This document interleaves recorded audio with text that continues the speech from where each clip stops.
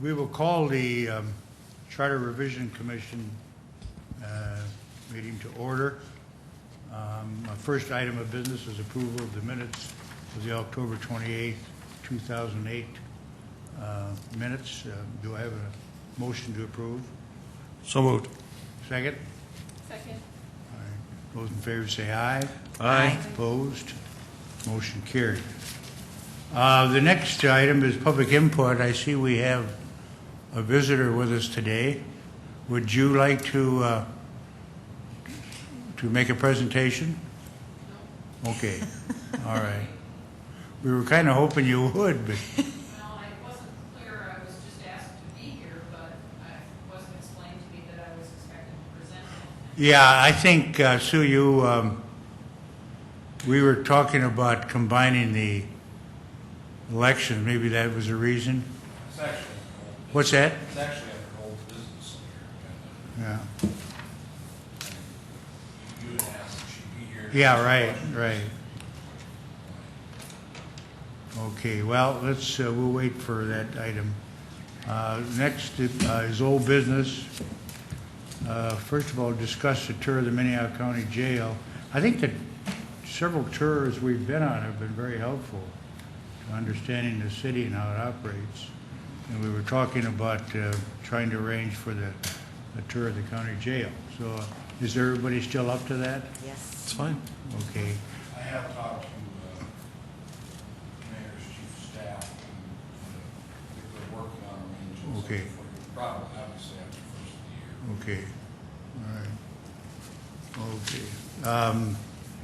The next item of business is the possibility of combining the municipal election with the county state primary elections in June. Sue, are you familiar why we were discussing this and so forth? You have some comments that you can make to us about? Well, I knew that this had come up at your last meeting because I got a call from media probably within a half hour of the meeting. So that was the first I knew that there was any discussion of it. It certainly has been discussed in the past whether or not it makes sense to combine elections. And I think our smaller spring elections are ones that it makes a lot of sense to consider whether you would ever want to do that. From the county standpoint, it would cause us little or no problem to combine elections. The size of the ballot is such that most of the time it would not be an issue of adding a substantial amount to our ballot. There have been times when the city has had a very full ballot because of charter amendments. That would be about the only time that it might cause an issue. But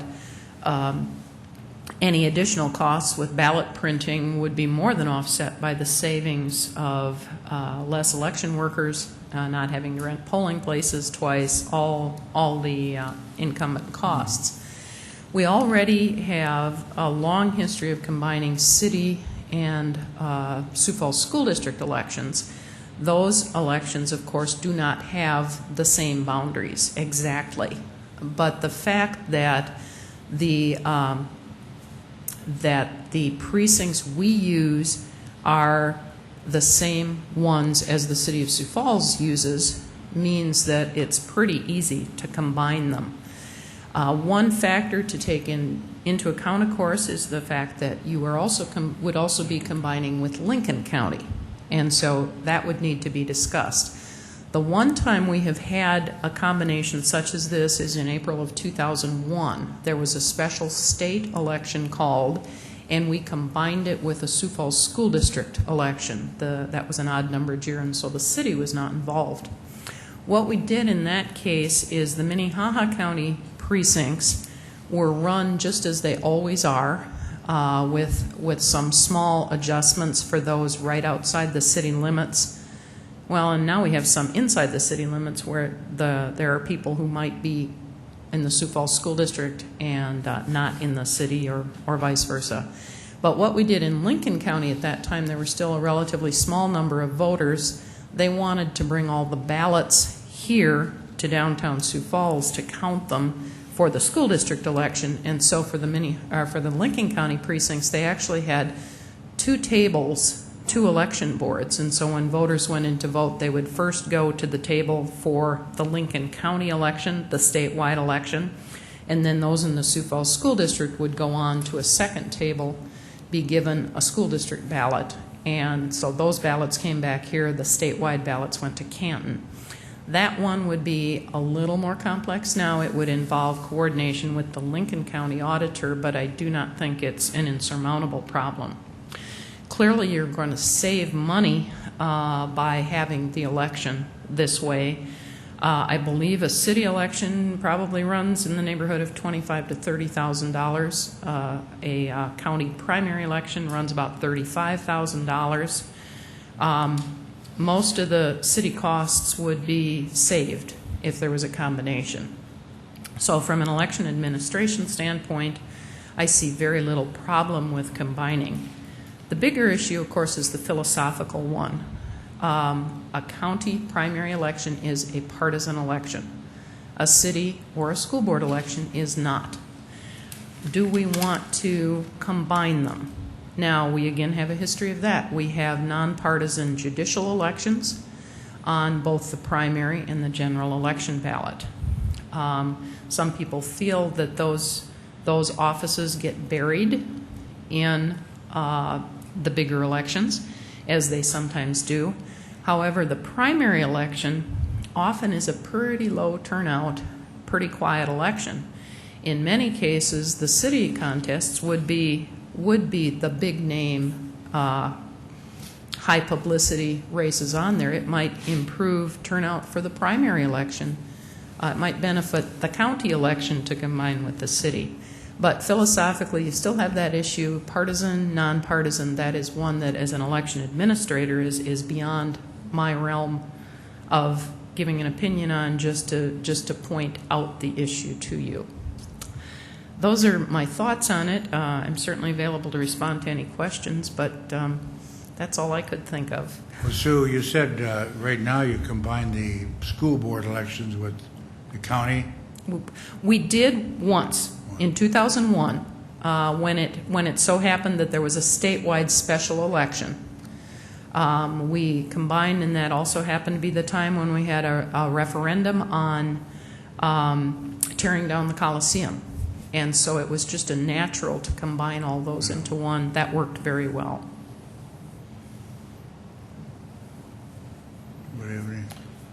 Yeah, thank you. Yes, Sue. So if we did a city along with during the primary, the ballots for the city of Sioux Falls, which includes Lincoln and Minnehaha County, would those be separate? Would Lincoln County, the city, get the ballots all, or would they be separated by county? There's two different ways you could do it. You could have one ballot for every voter.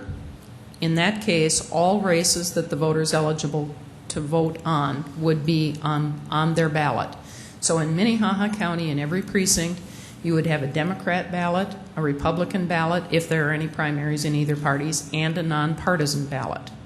All three of those ballots would have the city races on them. Now, as I said, the last time we did this in Lincoln County kept their statewide and county contests on a separate ballot. And so there was a county ballot and a city ballot. In that case, every eligible voter would get the same city ballot. And if they were a Democrat or Republican, if there were any primary contests for them to vote on, they'd get a separate one. So you can do it a couple different ways. If you do this, one question we commonly get is, well, I don't get to vote in a primary, so does that mean I don't get to vote in a city election? And no, that's certainly not the case. There would be special nonpartisan ballots, so every eligible voter got to vote.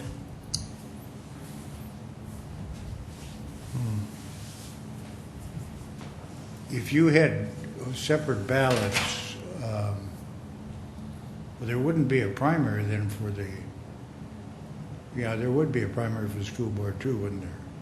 Well, the school board could be on that same ballot, and once again, We would have different ballots so that there was an appropriate ballot for every eligible voter with every possible combination. Right now, when we have a school district and city combined election, we have city-only ballots, we have school district-only ballots, and then most people get a combined city-school one. But the election workers are trained, and so they know the appropriate ballot to give to every individual voter based on what they're eligible to vote on. You'd have a few more ballot styles, but it is doable. Well, I wonder if the Lincoln County refused to, they didn't want to do it, we, Minnehaha County did, then would it work?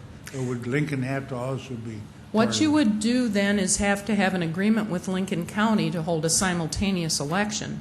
The city would have its own separate table with city election workers. Lincoln County would have a table with their workers. The voters would stop at first one table and then the other.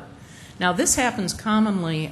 For instance, when Lincoln County has elections, I believe the Harrisburg School District has combined with some of their elections. But if they want the Harrisburg ballots to go to Harrisburg to be counted there, you have to separate them out.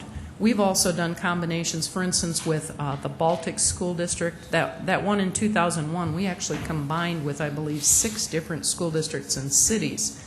Most of those school districts and cities weren't interested in having their stuff on our ballot, but we shared a polling place, and so there were 2 tables, and with proper signage, it's pretty easy to do. And then, for instance, the Baltic School District got their ballots sent to their location for counting. The county ballots came to Sioux Falls for counting. Takes a little coordination, but it can be done. So when you come in and you were going to vote in this school district and the county, you'd go to one table and get a ballot. You'd fill it out, put it in the county slot. You go to the school district, get their ballot, put it in their slot, so that it goes back. Could this happen 3 times, or is 2 the most? I guess it could if you said the city. If the city did this, I mean, that would be a third, wouldn't it? Well, normally, if you were doing it on the primary day, most school districts would not combine with a primary. At least around here, they don't. So if it was the City of Sioux Falls and possibly the Sioux Falls School District combining with a Minnehaha and Lincoln County primary, I don't think you're going to have the rest of those school districts probably combining.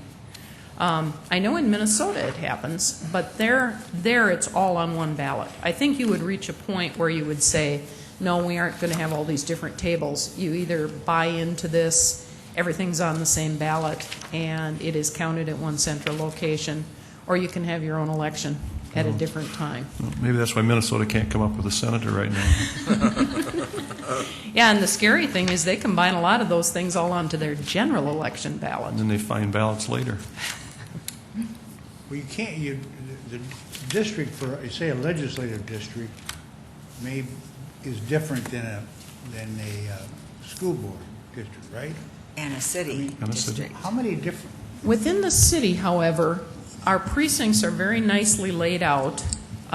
In almost every case, a precinct is one city council district, one legislative district, one school district. So most of our in Minnehaha County, we have 58, 59 precincts. And of those, about 55, there's one legislative district, one city council district, one school district for that precinct. We have just a very small number of exceptions. As the city grows and the city's boundaries expand, we have a few challenges on the edges of the city.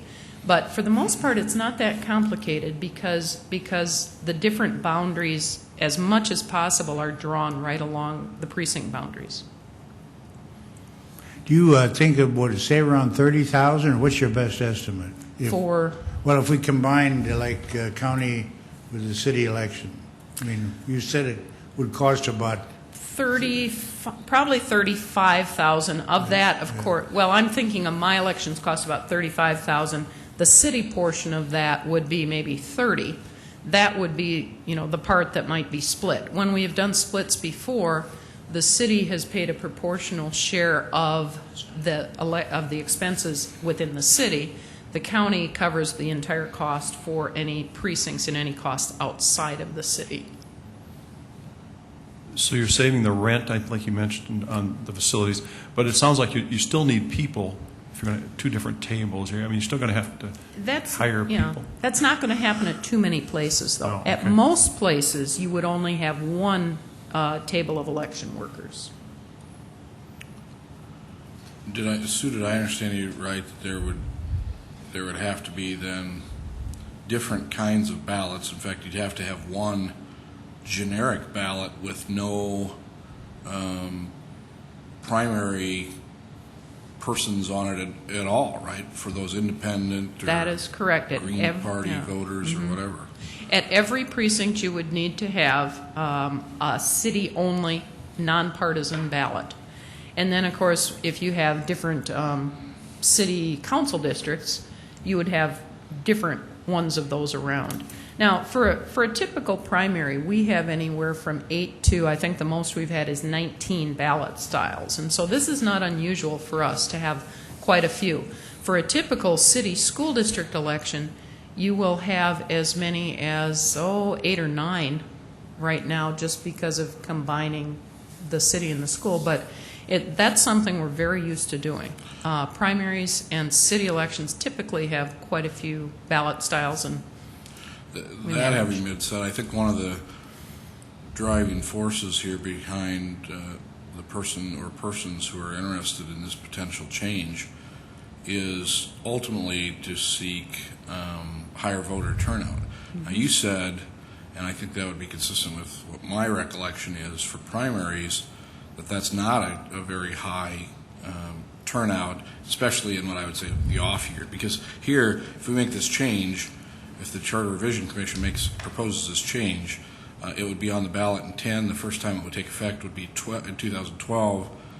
I guess it would be a presidential primary, but it would be not a gubernatorial primary. What historically do you see for turnouts in those primaries? I think the city, you're talking 12 to 15%. Would it be 15 to 20% at the primary level? primaries are wildly varying. I have seen as low as 10%. I have seen as high as 60%. Just depends on what's on there. The highest turnout primaries we have had have been gubernatorial, and the 2004 primary, which was combined with the special election for Representative Janklo's seat. We have had some that have been very low. This year, the turnout was very different between the Republican and Democratic Party. The Republican turnout was 25%, the Democratic turnout was 50% because of the presidential primary. That's another of those questions that brings up the philosophical issues. What if you have a primary like this year's where one party's voters seem much more inclined to get out and vote? Does that affect then the nonpartisan races just because of the varying turnout? And this year was a real example of a time when that can happen. Typically, it's been more the case that we've had higher Republican turnout than Democrat, but obviously based on this year, that can swing either way. Mr. Chairman, another thing that has been discussed from the perspective of candidates is that there's so much competition for the funds that are out there when you start fundraising, and sometimes the city candidates get a little bit lost in the shuffle with the rest, and that I think is something that needs to be really strongly considered. If we got serious about this, what would be the first step in your opinion? Would it be to meet with Lincoln County to see if they're interested at all? Because it'd make a big difference. I think that would definitely be one of the first steps, to sit down and have the election administrators of the involved entities sit down and just have a nuts and bolts kind of meeting. How could we make this work? What are the hindrances we see, what problems would there be, and gauge their level of interest as well.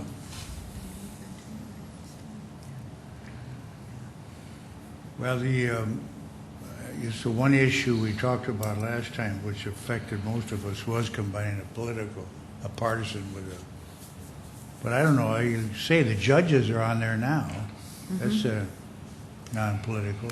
See, And that was unusual, but 2 years ago, when Judge Keene retired, there was an open race for a circuit court position. And I believe that there were some political affiliation, I believe, had some impact on those races. yeah. We'd certainly have more people voting than probably in the city election if we did this. Well, what about the school board elections and what happens to them? That would be a question to involve them and decide whether they would want to continue on their own. They, of course, continue to have an election in an odd-numbered year because they, by law, have an election every year, and that is the struggle for them. I would suspect in an even-numbered year they'd probably be more than happy to combine in order to get a bigger turnout, but once again, the philosophical question of mixing the partisan and nonpartisan, I don't know how they would fall out on that one.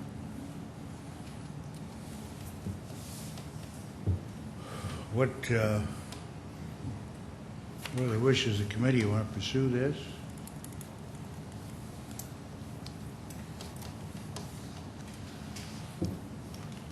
I don't, pursuing it might be okay. Quite frankly, Sue, I have a real concern when we start distributing ballots based on who people should vote for. As you know, you and I have been through that personally, and there are some things that happen.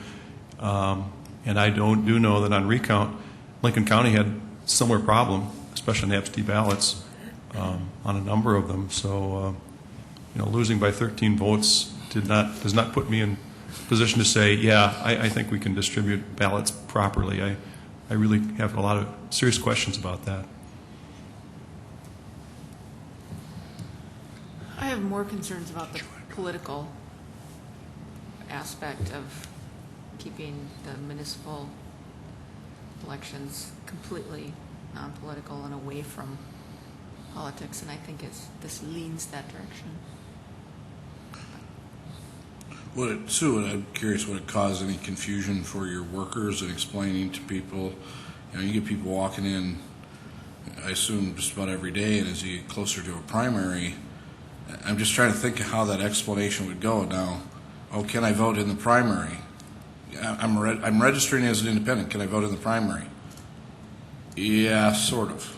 Well, it's been interesting. We used to always say, if you want to vote in the primary, you have to be registered to a party. In both 2004 and in 2006, everybody got to vote because in 2006 there were, what was it that was on there?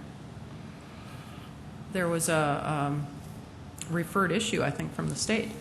And so we've kind of gotten away from it. And if we change to this form, we'd just say, yeah, everybody votes every election. It would be less confusing for people to say no matter what party you register to, or whether you choose to register or not, you always vote whenever we have an election.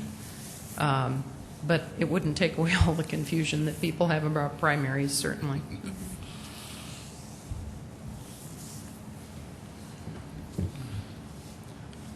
What are the wishes of the committee as far as pursuing this question? Councilman Benega, did you want to just talk about this issue? No. Should have been here about a half an hour ago, but I did my good Samaritan thing and got here late. So I apologize. I do have a couple other comments, but not about that. Okay.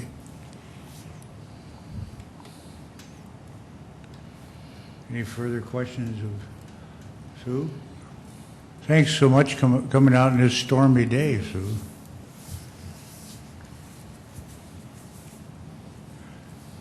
You wanted to, I couldn't hear you. I think he maybe wants on public input. Yeah. Yeah. if you wanted to back up to public. Okay, we'll back up. That's all right.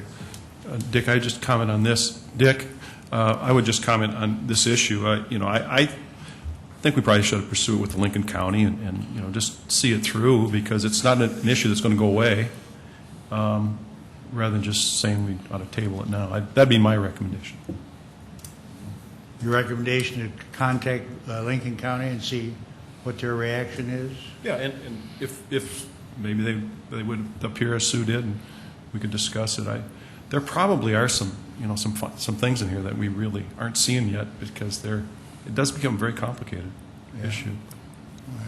I'm all for pursuing it. I don't have too much concern about the political piece, because everything's becoming political anymore anyway. I mean, school boards, city elections, I guess I know where most people are on which side of the fence on most of the issues. That it does happen, so even though it's not supposed to. Well, we'll come back to this and decide what the committee wants to do. So, Mr. Gregerson, I believe I explained to you that I had spoken with Mr. Benninga about staggering of terms, not realizing that at the prior meeting they had discussed it and said they weren't going to do it anymore. I wasn't at this meeting, but I'm interested in hearing what you have to say. So Sure. thank you for coming down, Gerald. We all are interested.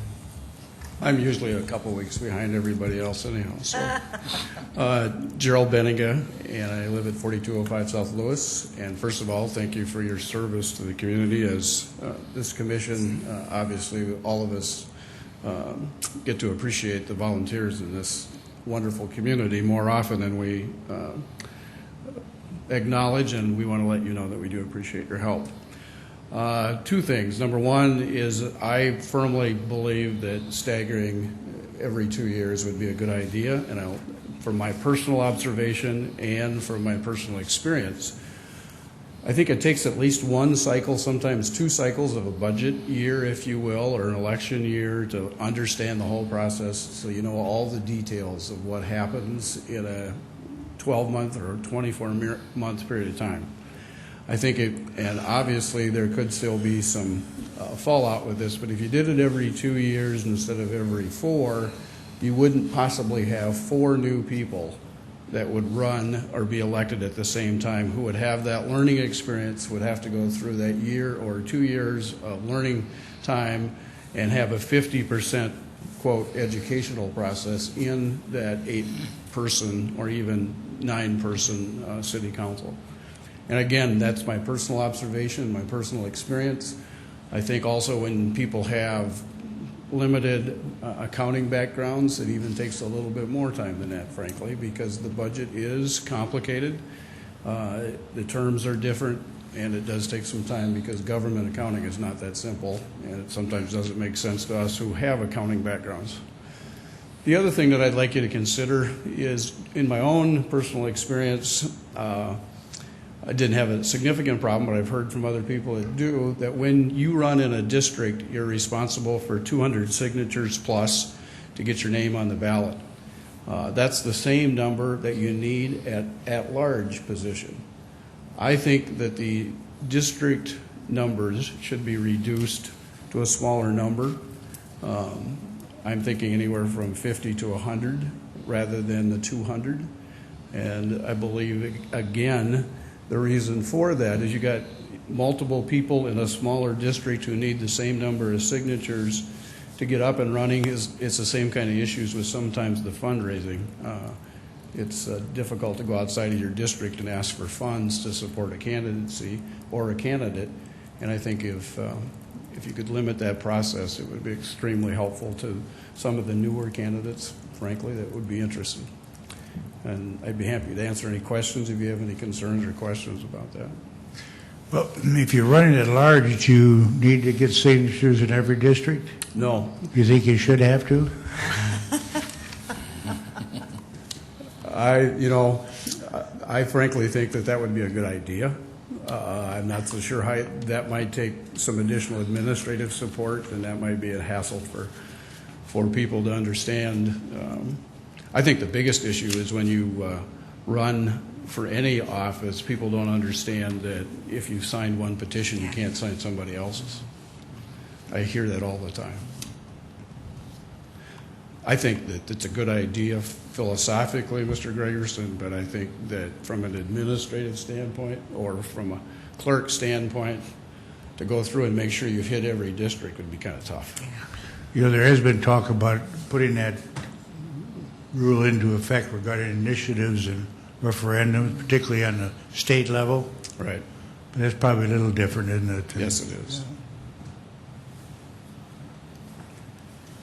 Well, Sean, you had comments last meeting about why we didn't need staggered terms, in your opinion. Do I recall Well, that? I think what I did is I think we shared just some information from the, if it was from the original charter. And, I just, and I know we talked about that was looked at by at least one previous charter revision commission, and given that there were some incumbents that lost, and given that some incumbents either resigned or didn't run for a second term, that issue about it being a full four-person turnover really hasn't played out. There's the possibility that it could play out, and I think we prepared just a chart of who has served when, and when you look, you don't see a full four-person turnover. It's more been either two or three turning over. So that's all. And the other difficulty is to try to then stagger, and I don't know what Councilmember Benninga's proposal might be, but what the issue would be if you're going to make that change, who gets the short shrift, if you will, who gets potentially the longer term, how do you come to that agreement, if you will, and how would it necessarily play out? So it's kind of tricky to sum it all up. I guess it's a little bit tricky in the implementation. I understand that, Sean, and I agree in some sense, but I think there's a difference between theory and practice in everything that we do. And frankly, the theory at this point is that it should work this way. In practice, in reality, I think there is an educational component to any election process. So I understand that there is some demographic issues or whatever. I don't really like the lottery system, but that's the fairest way to do it. I think you literally, when you make that change, you go for the 2-year and 4-year and maybe even a 6-year to get started. I was thinking when I ran the first time, and maybe I'm wrong about that there were 4 new faces on the council, myself, Kermit Staggers, Dee Knutson, and Vernon Brown. Yeah. So there were 4 people at that time. I just really feel strongly that if you get 4 new people, it would be like re-electing half of the legislature over every 2 years or 4 years. I think that's where it's at. I know, but there's a learning curve, and I think, and I apologize if I step on your toes, Mr. Gregerson, that people who depend a little bit on the lobbying side or the input from specific educated people that have been through the process, who understand the system sometimes better than even the elected officials, have an inside track.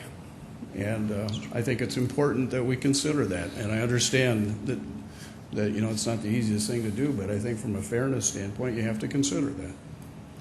Well, our upcoming election, we will be electing a new mayor, and if I'm counting right, 4 new council people.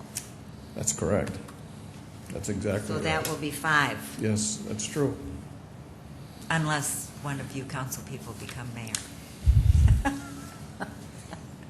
What, would you have to extend the term into 6 years? Well, I'm thinking this out loud, and that's not the best thing Yeah. to do sometimes, but It'd be I'd have to 3, sit down and, you could do 3. I'd have to think through this a little bit more thoroughly, but just so that you don't end up with 4 new people at a time. And it's still possible, but the likelihood of that happening would be remote. Of course, this next time, I guess we don't know either if a district person may choose to, I'm trying to remember if you can't, a district person may choose to They have to sit out a year. Yeah. don't they? You got to sit out 2 years, I believe, don't you? Let me look at It's at least that. a I remember we year. dealt with that. By the way, the election after years, I noticed there was a turnover of 2. Okay. I know it's a minimum of a year, but I was thinking it was 2 Maybe years. it is. It is too. I know that if you're in an elected position, you can't take a employee position, so to speak, as a department head or chief of staff or whatever for 2 years, I think. Is that it? If you had expanded to 9 commissioners and then had 6 years, that means you could have 3 up every 2 years. Yeah. The way it is now with 8 members at 4 years, I don't know how you would quite work that out. You're right. That would be, excuse me, that would be an issue that would have to be, and if you got 2 people or 4 people that run each time concurrently and are elected both times, I'm not so sure that's always positive either. I like, frankly, the suggestion of 3 and 3 myself. Actually, as I look at this, 2002, Gerald, Mm-hmm. you were elected, Vernon Brown wasn't elected till 2004. Yeah. So there was 3. I'm trying to think of who else was on there. Well, at that there's time. Andy Howes. Okay, and Andy. He would have did been get- new, I guess, yeah. D was new. And Kermit was. We all were new, but Andy did not choose to run the second Yeah. term. Right. Mhm. Yeah. So we could have had that again. And we will have it in 2010. Plus the mayor.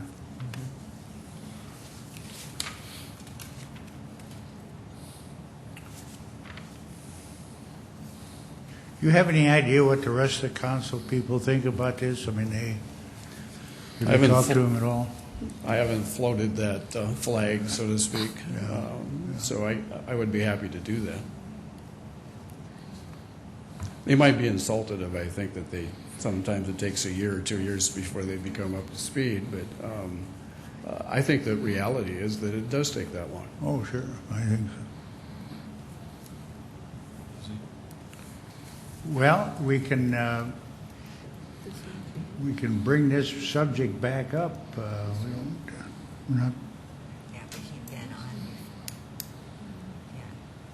Yes. We'd have another one of Sean, another one of your elaborate graphs like I remember seeing just a number of years ago. Yeah, I remember that. I think from the graph that Sean did previously when I was on the commission, it's just difficult to deal with this topic and come up with any concrete resolution because things change. People resign, someone new comes in, people don't run. You know, it doesn't have the real flow to it that you can just put on paper and say, this is what we should do because this is the way it's going to play out. It doesn't always seem to play out that way. There's no guarantees in any of it, obviously. No. People resign in middle of terms and all works nowadays. But I think from an experience and education and a continuity standpoint, there's a better answer than getting 4 or 5 new people all at once. That's my personal opinion. I've often wondered about the advisability of having members from districts instead of running at large everybody. I don't know. You have I don't know if that's good or not, but the problem is sometimes from a district, it's good that someone's looking out for that district, but it can be a detriment where you're not looking out for the benefit of the whole, the whole town. I will give you my opinion on that too, if I may. I don't believe that's an issue, and I have to tell you that the 6.5 years that I've been on council, I can't ever remember anybody only supporting something that was happening in their particular district. I think it was a community-wide effort, and all of us get input from the entire community when something comes up that's controversial or certainly that they have an interest in. They know that our vote counts as much as an at-large vote, and I can't ever remember, Dick, that's really been a concern. I And know I'm it glad is. that it's not. I know that happens in the legislature, in the state level. Maybe it doesn't happen here. When the city went to the district, I had visions of that Chicago, they'd fight, get up and leave, and I thought, oh man, here we're going to go. But you're right, it's not done that, has it, Gerald? I mean, there hasn't been I was just looking at names here to see if I could figure out a name that somebody did that, but I don't see that. Did we, I may be a day late and a dollar short here, did we resolve that in 10, it will be 3 new? It's not 4 new. Why, how is that? It'll be Benninga Right. is up, Staggers is up, Tigers? D. Knutson is up. Oh, and Vernon is not up. Vernon's not, he just got I'm drawing a blank, didn't Vernon just, Well, he's got one more term. No, Vernon would still be on the council. Vernon just got reelected, Wouldn't, didn't he? yeah, wouldn't it be He's got one Bob left. Litz who finished a term of Darren's? No, he I'm- did that. Don't have a Bob very is- good history yeah. of memory, obviously. Bob's elected to his own term now. He just got Right. elected at this last You're right. election. Yeah. There's somebody else. There has to be. Costello is still, Pat. Pat would be up for, but he's not term limited. No. no. Oh, that's Okay, so that's, oh, I see. Yeah, 4 are up, but only 3. My point is 3 of you are term limited. Right. Okay. okay. But there's no guarantee that there won't be 4 or 5 I see what people. you're saying, so. No. Yeah, I was looking for term limited, you would be able to guarantee, that there is a new person, and that's where I reached the number 3. It's 3, possibly 4. That'll make your chart more complicated.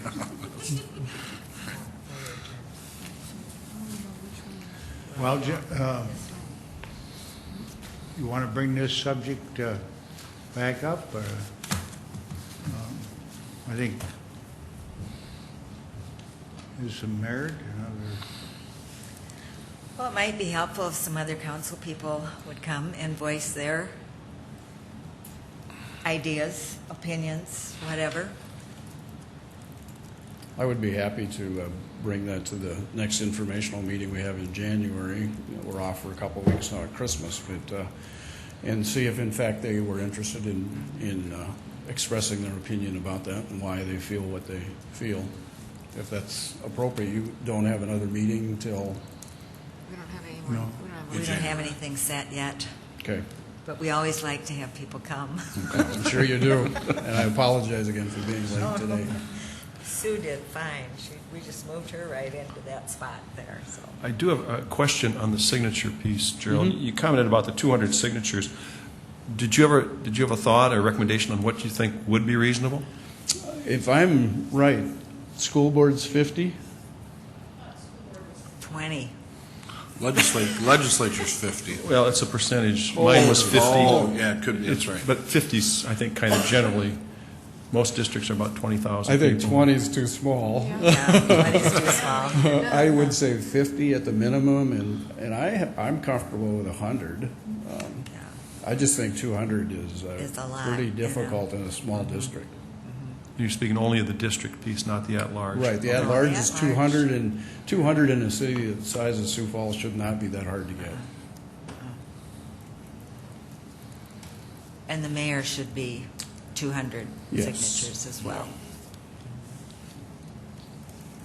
And for some people who are running, it should be a couple thousand.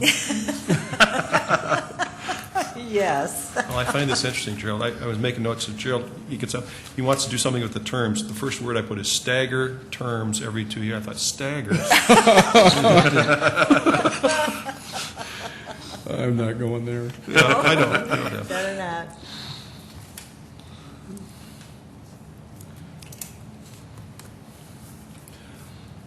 I do. I agree. 200 seems like a lot, although you can go door to door and get that.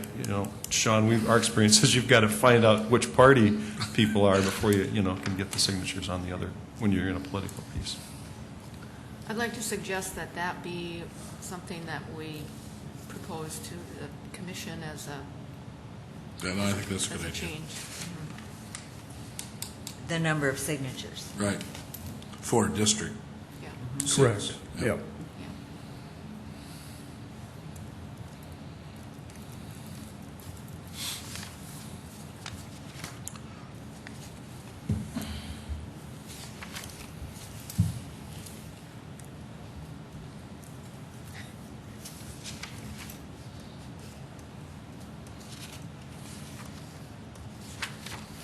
Okay, well, let's, we'll have that, it's my understanding, your wishes are to take a look again at the staggered terms and also the number of signatures. Okay. And I will encourage the other council members to come to your next meeting and express their opinion about my thoughts, if you will. Thank you. All right. Be good. Well, we appreciate. Yes. Thank you for letting me on the agenda. What was your Good Samaritan deed? Some poor lady got stuck going up a hill and started sliding backwards and then drove into the curb and couldn't get going again, so. Bless you. Well, no, I've been there before. Yeah. That was nice of you. Okay. Thank you. Thank you, Jerry. Drive carefully. Thanks, Gerald. If you're all taking notes, I'm doing this for my own edification too. That proposal about the number of signatures for district contests would be, just so I look at it, you'd be looking at a potential amendment to section 601C.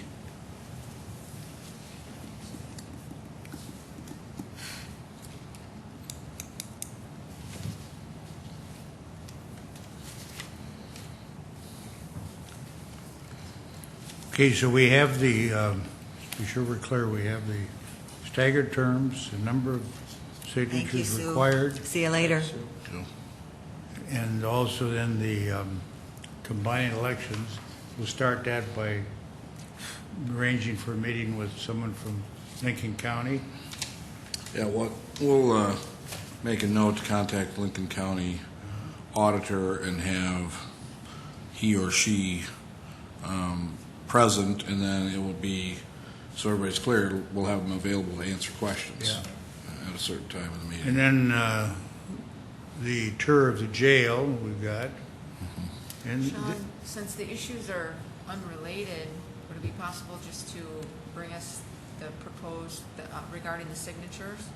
Just by our next meeting, have the draft of the language change? Oh, yeah, I mean, they're not all connected, so I think we can look at them one by one. If we just change the language, look at a draft of what that would be, and yeah, I can put together a draft of a revision to 601, section 601C. then also one other issue we had talked about last time was replacing council people who have resigned or been removed from office. Remember that conversation? what? Huh? What? What? It was Which meeting? discussion. We had a discussion regarding the procedures used to replace city council members who had resigned. Remember that? I don't know. Right now, the present code says that the council fills the vacancy by a majority vote of all the remaining members. I can't remember quite what, this was brought up, and then Deb Owen gave an update on the procedures noted in the charter.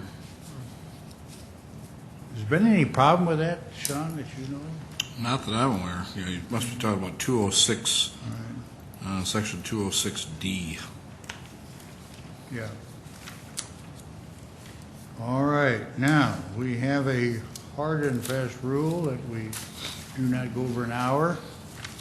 We're closing in. I just wanted to say that, you know, the only place there's a problem with that, you know, replacing people right now seems to be in Illinois.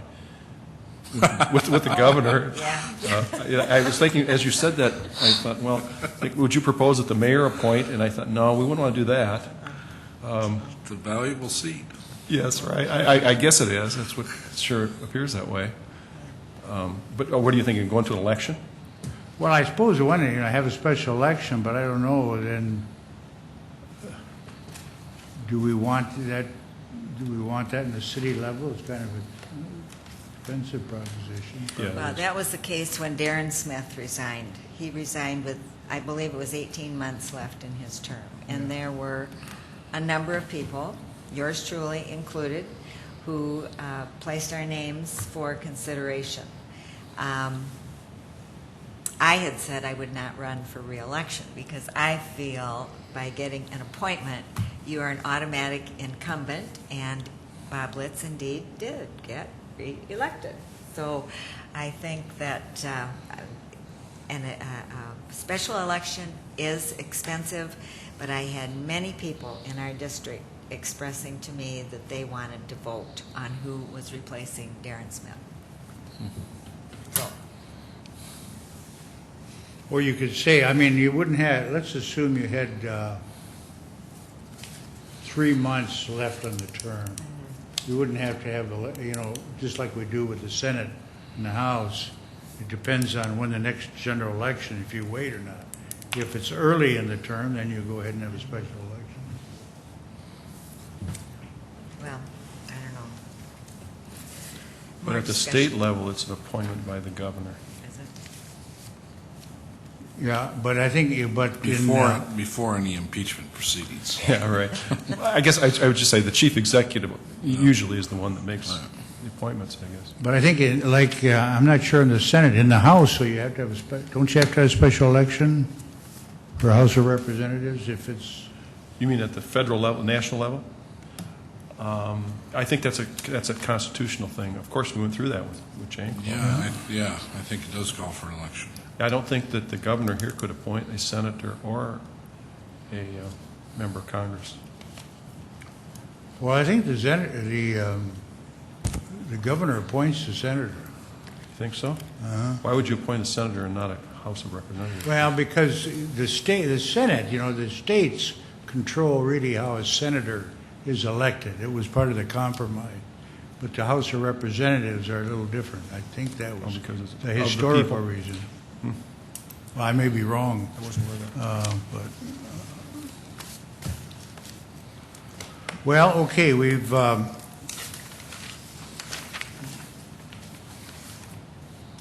I had one other question. The charter says we have to meet each calendar year. Is that right, John? Yeah, Have they done that in the past? yeah, when there's one in place. There hasn't always been a charter revision commission in place. What? You folks are in place. I mean, if we're going to meet, at some point next year, which I assume we will, you'll be fine. Well, aren't the appointments for 4 years? Depends on what the appointment is. This group was appointed for a longer term than in the past. Okay. So then we're obligated to meet every year for as long as we were appointed? Right, and yours expires in 2010. Okay. Our terms expire in 2010? Yeah. Are you leaving? Well, is there any further business to be Well, brought? just about a date. Are we going to meet in January? She can look for a date, you Okay. thinking like late January? Merry Christmas. We can look at something for late January. All right, is there any further business? Motion to adjourn? Motion to adjourn. Second. Second, those in favor? Aye. Aye. Opposed, motion carries, we're adjourned. Thank you.